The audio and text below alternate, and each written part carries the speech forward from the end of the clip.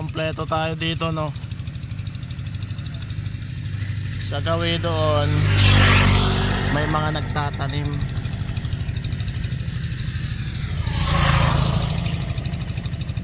Tapos sa bandang unahan pa doon may mga naghihilamon. Hindi na lang kita kasi medyo tago na sa sa damo. May nagpapatubig. Although umaambon-ambon kanina, hindi yan sapat. Sinusuplayan pa rin nila ng patubig. Ayan yung hose na mahaba na yan, oh. Tapos ayan yung mga nagkakarga. May mga bumabakbak doon sa unahan, nagtatapas naman yun. Ayun, oh. Ayun sa unahan. Kompleto nga. At may mga estudyante doon. Ayan. Uy, kaway-kaway. Good morning, kaway-kaway kayo sa vlog ko. So ito, sa bandang unahan natin, dalawang truck. Hindi ko alam, parang may nasa lubong na kami na ako na dalawang truck kanina na umalis na. Ito naman, karga naman to.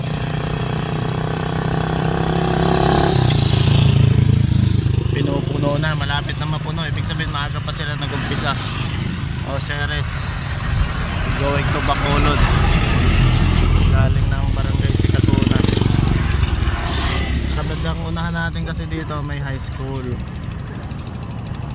Tinungan High School. So yung mga malalapit naglalakad lang. And may dala ako ditong guantes. Baka naman may mag-sponsor ng guantes, oh. May dala akong guantes, isang pack. Yung isang pack na ito 12 peraso, 12 pares.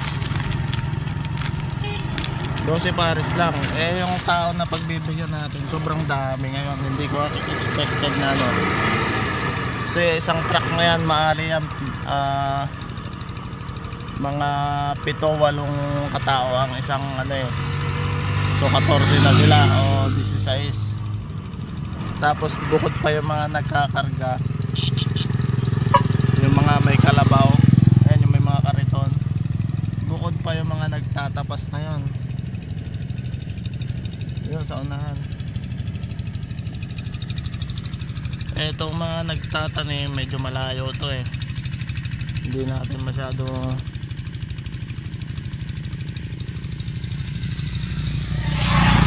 nakakaya magbigay, no?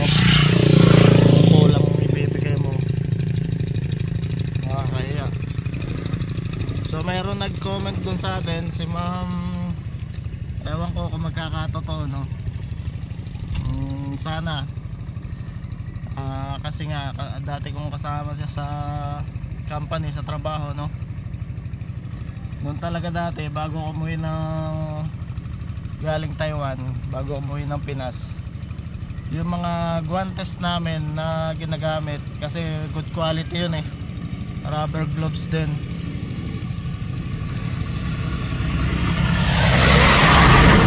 Ayun, truck nagkakarga yan. Ayan, may bagong labas. May nagkakarga pala dito. Yung mga lumang gloves namin, hindi naman totally kalumaan, hindi rin ganun karumihan. Inuuwi ko, iniipon ko, inuuwi ko, nilagay ko sa bagahe, pinapamigay ko rin dito.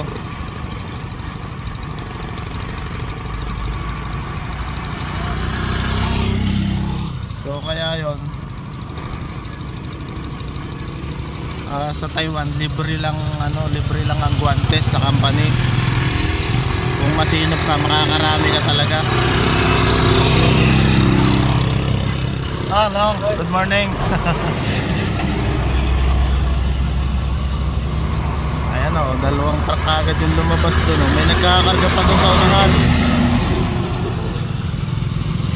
So hindi naman importante dito yung yung maduming gloves o malinis eh. Ang importante buo.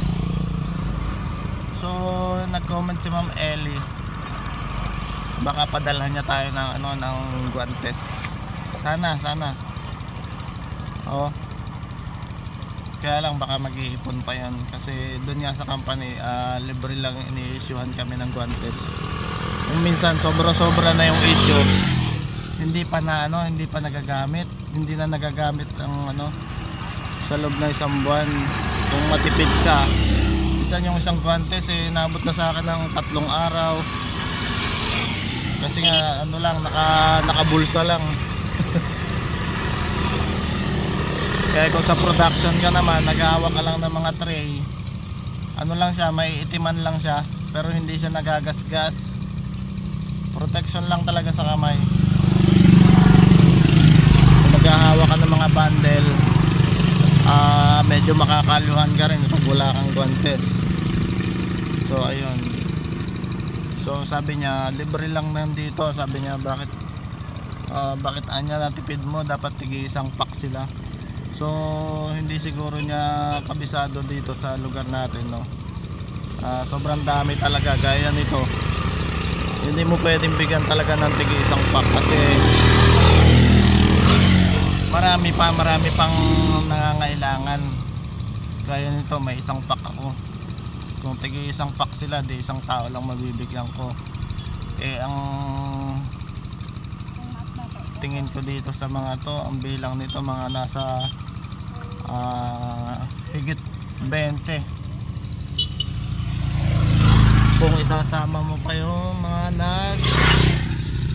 nagtatanim, may mga nagtatanim na yan, kailangan din nila guantes, lalo yung mga naghihilamon. Kasi ang tubo, kung minsan depende sa variety, merong mga matitigas yung bolo, nakakatusok. So shout out sa Mount Canlaon, naka red alert tayo ngayon sa ayan yung Canlaon. Yan, vulkan yan, vulkan, active volcano. So nag-iisip ako, kung may mabibigay ko yung guantes, meron akong hindi mabibigyan.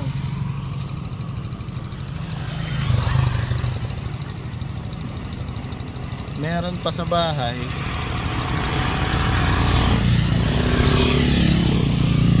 Pero baka wala na yatang 2 guantes yun. 2 pack. Parang bawas na yung isa. Kasi minsan may mga pumupunta sa bahay, nahingi pa isang pares, 2 pares, ganon. Hindi na natin na iba-vlog yung mga ganong bagay kasi lang naman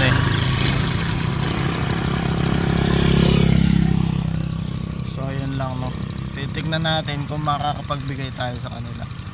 Yung isang truck parang aalis na.